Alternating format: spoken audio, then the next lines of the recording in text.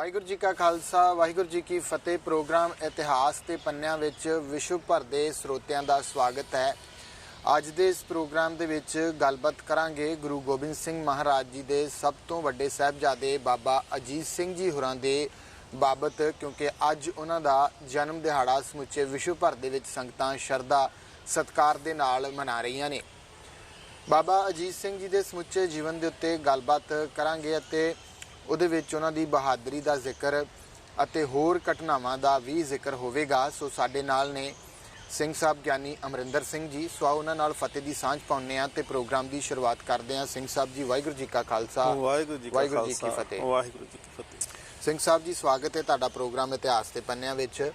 ਤੇ ਸਭ ਤੋਂ ਪਹਿਲਾਂ ਮੈਂ ਜਾਣਨਾ ਚਾਹੂੰਗਾ ਕਿ ਬਾਬਾ ਅਜੀਤ ਸਿੰਘ ਜੀ ਦਾ ਜਨਮ ਦਿਹਾੜਾ ਮਨਾਇਆ ਜਾ ਰਿਹਾ ਹੈ ਤੇ ਉਹਨਾਂ ਦਾ ਜਨਮ ਜਿਹੜਾ ਆ ਉਹ ਕਦੋਂ ਤੇ ਕਿੱਥੇ ਹੋਇਆ, ਸਮੁੱਚੀ ਜਾਣਕਾਰੀ ਸੰਗਤਾਂ ਨਾਲ ਜ਼ਰੂਰ ਸਾਂਝੀ ਕਰੋ। ਸਤਿਗੁਰੂ ਗੁਰੂ ਗੋਬਿੰਦ ਸਿੰਘ ਮਹਾਰਾਜ ਪਾਤਸ਼ਾਹ ਜੀ ਦੇ ਸਭ ਤੋਂ ਵੱਡੇ ਫਰਜ਼ੰਦ ਨੇ ਬਾਬਾ ਅਜੀਤ ਸਿੰਘ ਜੀ। ਜੀ।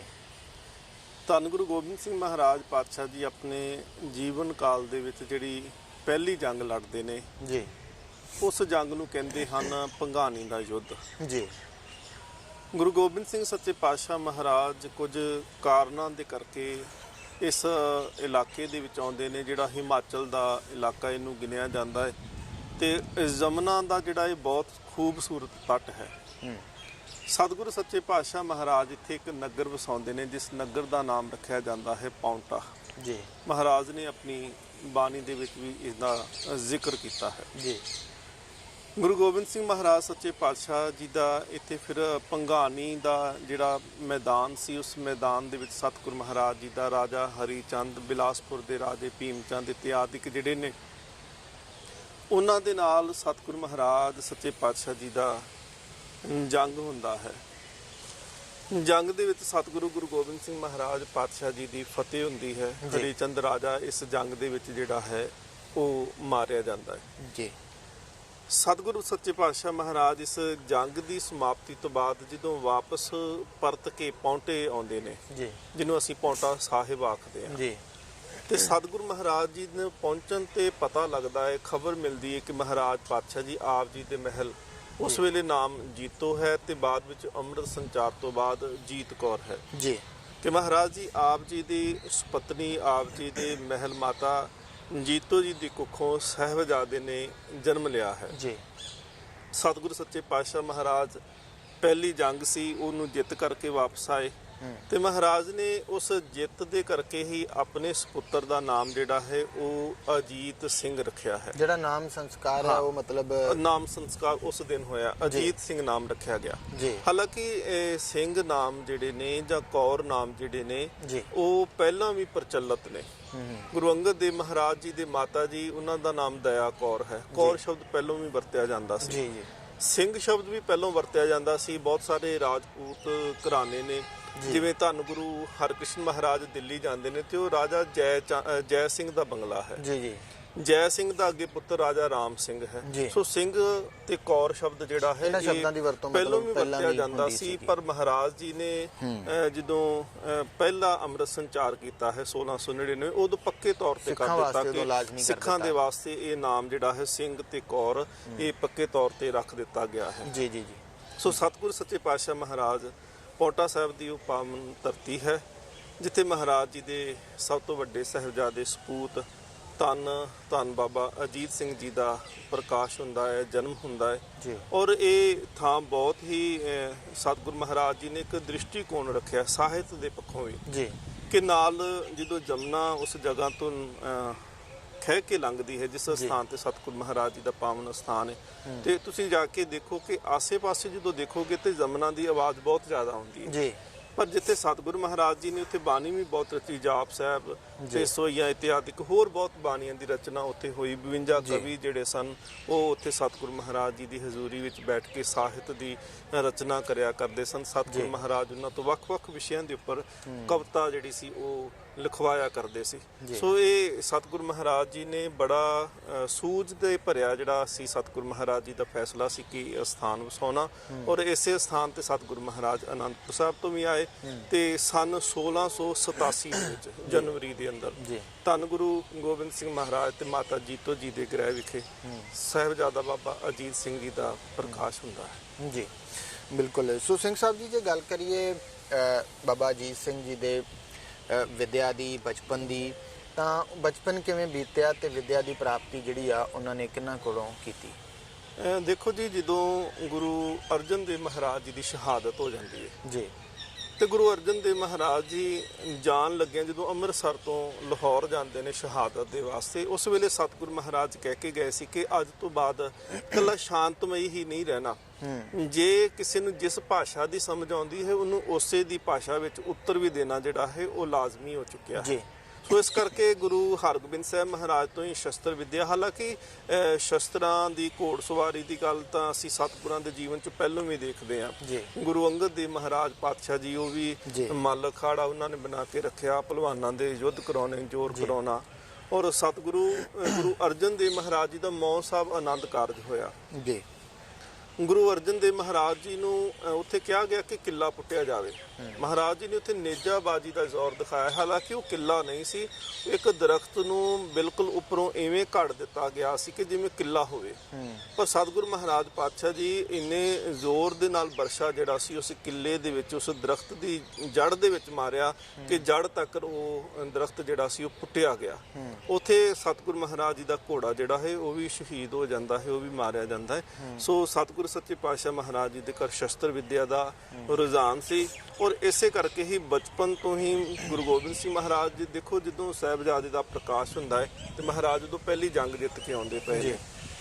ਸੋ ਸਤਿਗੁਰੂ ਸੱਚੇ ਪਾਤਸ਼ਾਹ ਮਹਾਰਾਜ ਇਹ ਜ਼ਰੂਰੀ ਸੀ ਕਿ ਜਿੱਥੇ ਸਿੱਖ ਸ਼ਸਤਰ ਵਿਦਿਆ ਗ੍ਰਹਿਣ ਕਰਦੇ ਸੀ ਉੱਥੇ ਸਾਹਿਬਜ਼ਾਦਾ ਬਾਬਾ ਅਜੀਤ ਸਿੰਘ ਜੀ ਨੂੰ ਵੀ ਉਹਨਾਂ ਨੇ ਸ਼ਸਤਰ ਵਿਦਿਆ ਸਿਖਾਈ, ਘੋੜਸਵਾਰੀ, ਨੇਜਾਬਾਜੀ, ਤਲਵਾਰਬਾਜੀ, ਤੀਰ ਅੰਦਾਜ਼ੀ, ਬਹੁਤ ਸਾਰੇ ਜਿਹੜੇ ਸ਼ਸਤਰ ਵਿਦਿਆ ਦੇ ਗੁਣ ਸਨ ਉਹ ਤਾਂ ਸਿਖਾਏ, ਤੇ ਨਾਲ ਦੀ ਨਾਲ ਜਿਹੜੀ ਗੁਰਮੁਖੀ ਜਾਂ ਬਾਣੀ ਦਾ ਜਿਹੜਾ ਸਾਹਿਤ ਦਾ ਉਚਾਰਨ ਸੀ ਉਹ ਵੀ ਸੰਥਿਆ ਰੂਪ ਦੇ ਵਿੱਚ ਸਾਹਿਬਜ਼ਾਦਿਆਂ ਨੂੰ ਉਹ ਸੰਥਿਆ ਵੀ ਕਰਾਈ ਗਈ। ਤੇ ਬਚਪਨ ਦੇ ਵਿੱਚ ਹਰ ਪੱਖ ਤੋਂ ਸਤਿਗੁਰੂ ਮਹਾਰਾਜ ਜੀ ਨੇ ਆਪਣੇ ਸਾਹਿਬਜ਼ਾਦੇ ਨੂੰ ਨਿਪੁੰਨ ਕਰਨਾ ਕੀਤਾ ਹੈ। ਜੀ ਬਿਲਕੁਲ।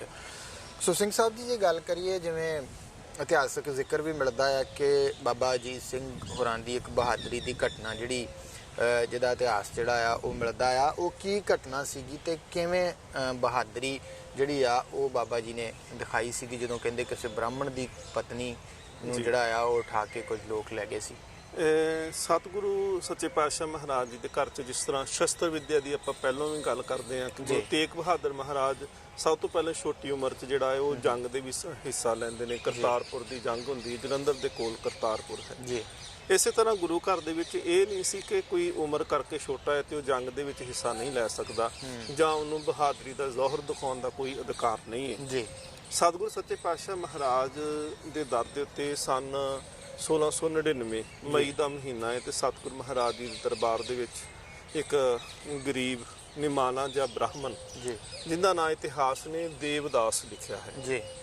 ਦੇਵਦਾਸ ਬ੍ਰਾਹਮਣ ਸਤਿਗੁਰੂ ਮਹਾਰਾਜ ਜੀ ਦੇ ਦਰ ਦੇ ਉੱਤੇ ਆਇਆ, ਮਹਾਰਾਜ ਜੀ ਦੇ ਚਰਨਾਂ 'ਚ ਨਮਸਕਾਰ ਕੀਤੀ, ਅੱਖਾਂ ਉਹਦੀਆਂ ਭਿੱਜੀਆਂ ਹੋਈਆਂ ਨੇ ਤੇ ਉਹਦੇ ਚਿਹਰੇ ਤੋਂ ਹੀ ਉਹਦੀ ਜਿਹੜੀ ਹੈ ਹਾਲਤ ਦਿਸਦੀ ਪਈ ਹੈ।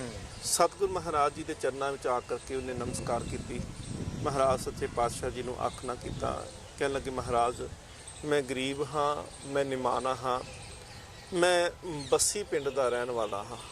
ਇਹ ਬੱਸੀ ਬਹੁਤ ਸਾਰੀਆਂ ਜਿਹੜੀਆਂ ਪੰਜਾਬ ਦੇ ਵਿੱਚ ਨੇ, ਔਰ ਜ਼ਿਕਰਯੋਗ ਇੱਥੇ ਕਰ ਦੇਣਾ ਜ਼ਰੂਰੀ ਹੁੰਦਾ ਹੈ ਕਿ ਇੱਕ ਤਾਂ ਬੱਸੀ ਪਠਾਣਾ ਉਹ ਇਤਿਹਾਸਿਕ ਤੌਰ ਤੇ ਅਸੀਂ ਉਹਦਾ ਪੱਖ ਦੇਖਦੇ। ਇਹ ਬੱਸੀ ਹੁਸ਼ਿਆਰਪੁਰ ਜ਼ਿਲ੍ਹੇ ਦੇ ਅੰਦਰ ਹੈ ਜਿੱਥੋਂ ਦਾ ਇਹ ਦੇਵਦਾਸ ਬ੍ਰਾਹਮਣ ਹੈ।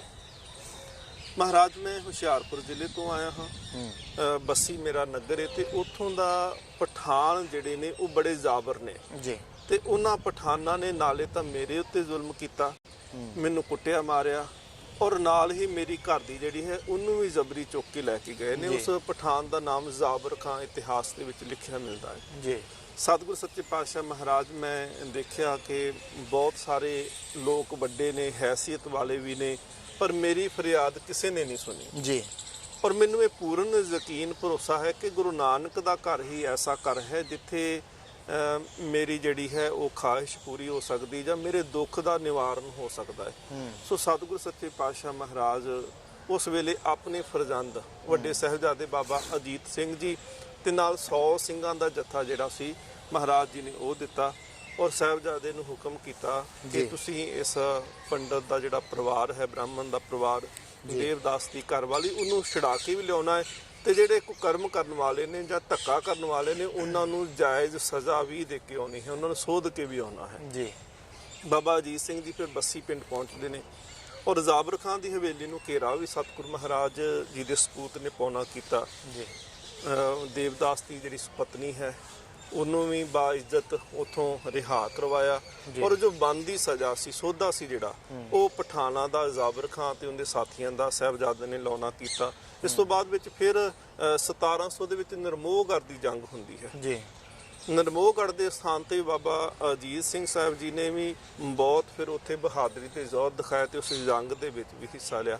ਸੋ ਬਾਬਾ ਅਜੀਤ ਸਿੰਘ ਜੀ ਜਿਵੇਂ ਸਤਿਗੁਰੂ ਮਹਾਰਾਜ ਜੀ ਦਾ ਉਹ ਖੂਨ ਵੀ ਨੇ ਔਰ ਗੁਰੂ ਗੋਬਿੰਦ ਸਿੰਘ ਮਹਾਰਾਜ ਇੱਕ ਬਹਾਦਰੀ ਦਾ ਬਿਲਕੁਲ ਮੁਜੱਸਮਾ ਨੇ ਤੇ ਉਹਨਾਂ ਦੇ ਸਪੁੱਤਰ ਨੇ ਤੇ ਬਹਾਦਰੀ ਜਾਂ ਦਲੇਰੀ ਦੀ ਘਾਟ ਅਸੀਂ ਉਹਨਾਂ ਦੇ ਜੀਵਨ 'ਚ ਕਿਤੇ ਵੀ ਨਹੀਂ ਦੇਖ ਸਕਦੇ ਜੀ ਜੀ।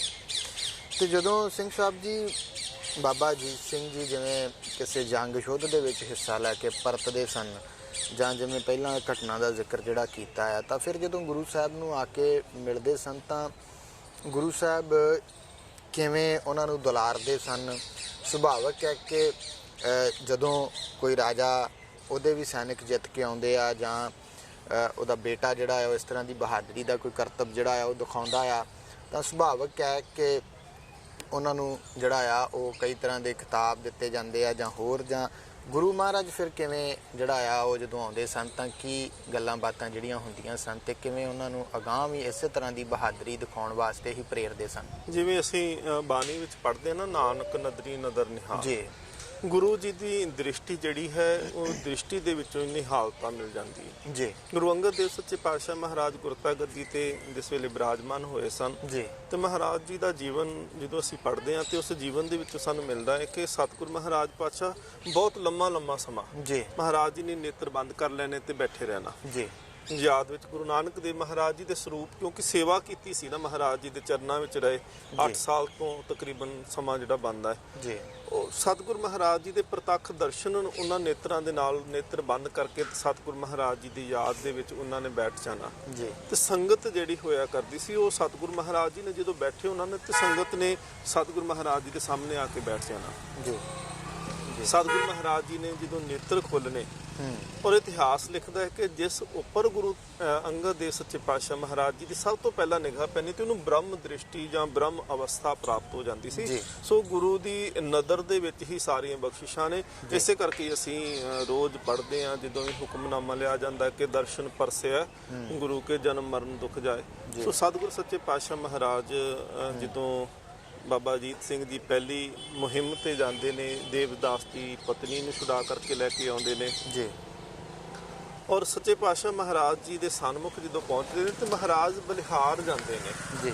ਸਤਿਗੁਰੂ ਮਹਾਰਾਜ ਜੀ ਦਾ ਤੁਸੀਂ ਦੇਖੋ ਜਦੋਂ ਮੁਕਤਸਰ ਦੀ ਜੰਗ ਹੁੰਦੀ ਹੈ ਖਿਦਰਾਣੇ ਦੀ ਢਾਬ ਜੀ, ਔਰ ਉੱਥੇ ਵੀ ਮਹਾਰਾਜ ਬਾਰ-ਬਾਰ ਜਿਹੜਾ ਹੈ ਆਪਣੇ ਸ਼ਹੀਦ ਹੋਏ ਸਿੰਘਾਂ ਦੇ ਕੋਲ ਜਾਂਦੇ ਨੇ ਤੇ ਕਿਸੇ ਨੂੰ 5000 ਕਿਸੇ ਨੂੰ 10000 ਕਿਸੇ ਨੂੰ 30000 ਕਿਸੇ ਨੂੰ 50000 ਮਹਾਰਾਜ ਵੱਖ-ਵੱਖ ਲਕਬ ਦੇ ਕਰਕੇ ਸਤਿਗੁਰੂ ਮਹਾਰਾਜ ਉਹਨਾਂ ਨੂੰ ਜਿਹੜਾ ਹੈ ਉਹ ਸਨਮਾਨਿਤ ਕਰਦੇ ਪਏ ਨੇ। ਤੇ ਬਾਬਾ ਅਜੀਤ ਸਿੰਘ ਜਿਸ ਵੇਲੇ ਜਿੱਤ ਕਰਕੇ ਆਉਂਦੇ ਮਹਾਰਾਜ ਜੀ ਨੇ ਆਪਣੇ ਸੀਨੇ ਨਾਲ ਲਗਾਉਣਾ ਕੀਤਾ, ਉਹਦੀ ਮਹਾਰਾਜ ਜੀ ਨੇ ਵਡਿਆਈ ਕੀਤੀ, ਮਹਾਰਾਜ ਜੀ ਨੇ ਅਸੀਸ ਬਖਸ਼ੀ। ਬਲਿਹਾਰ ਸ਼ਬਦ ਸਤਿਗੁਰੂ ਮਹਾਰਾਜ ਜ਼ਿਆਦਾ ਵਰਤਣਾ।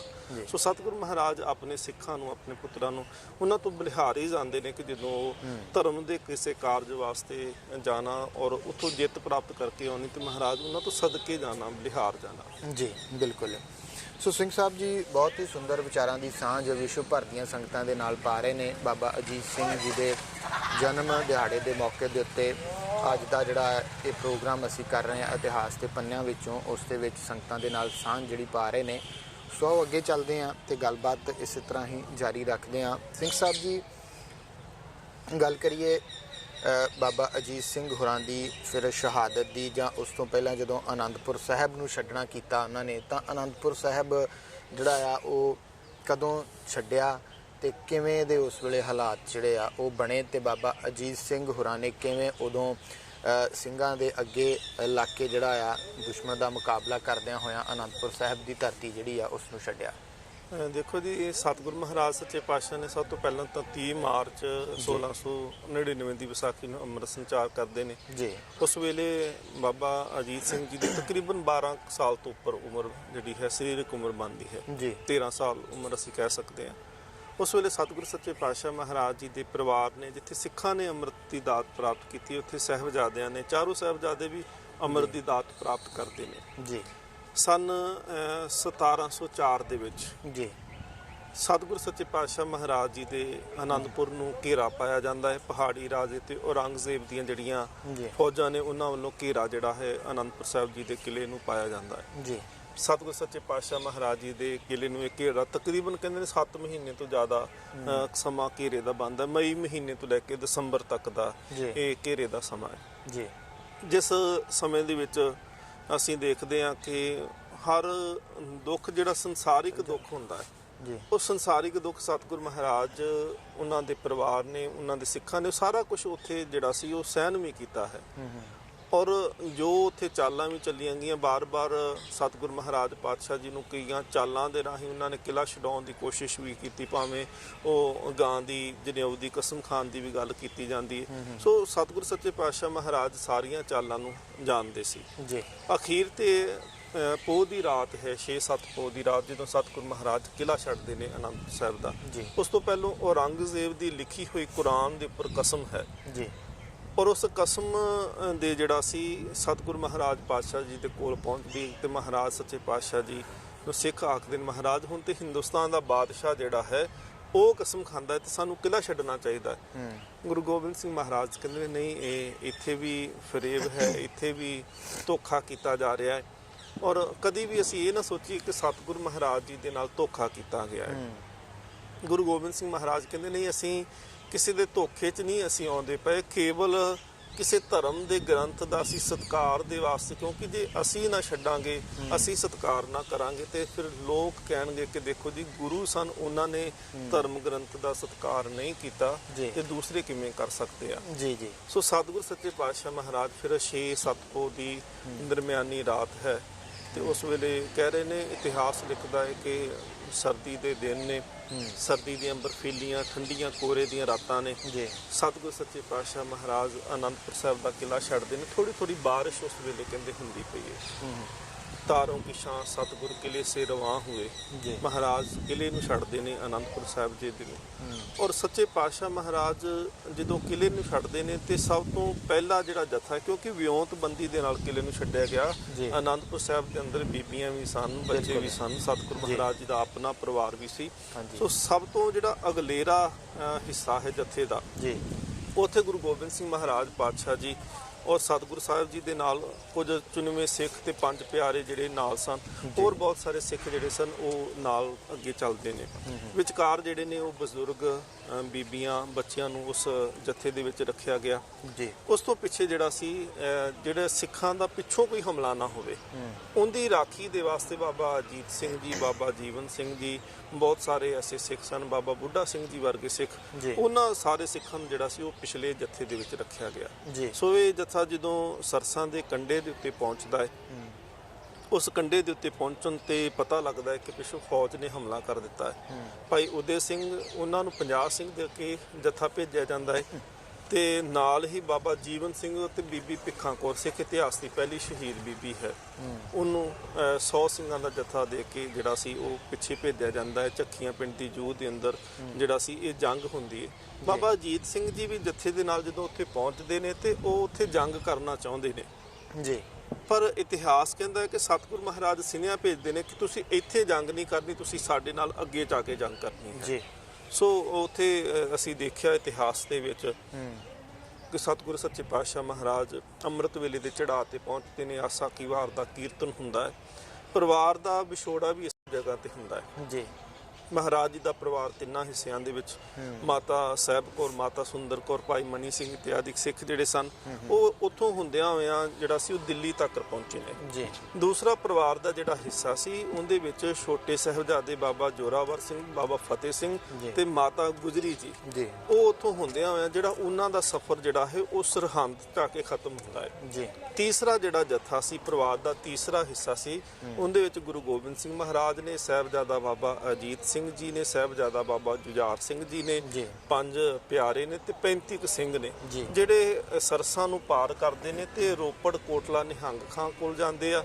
ਉੱਥੇ ਬਾਬਾ ਬਚਿੱਤਰ ਸਿੰਘ ਜ਼ਖਮੀ ਹਾਲਤ ਵਿੱਚ ਸਨ, ਜਿਹੜੇ ਮਲਕਪੁਰ ਰੰਗੜਾਂ ਦੇ ਵਿੱਚ ਉਹਨਾਂ ਨੇ ਜੰਗ ਕੀਤੀ ਔਰ ਉਹਨਾਂ ਨੂੰ ਜ਼ਖਮੀ ਹਾਲਤ ਦੇ ਵਿੱਚ ਕੋਟਲਾ ਨਿਹੰਗ ਖਾਂ ਦੇ ਕੋਲ ਛੱਡ ਕੇ ਆਉਂਦੇ ਨੇ ਔਰ 100 ਸਿੰਘ ਜਿਹੜੇ ਸੀ ਉਹ ਉੱਥੇ ਸ਼ਹੀਦ ਹੋ ਚੁੱਕੇ ਸੀ ਸਰਸਾਂ ਦੇ ਪਾਰਲੇ ਬੰਨੇ ਮਲਕਪੁਰ ਰੰਗੜਾਂ ਦੇ ਵਿੱਚ।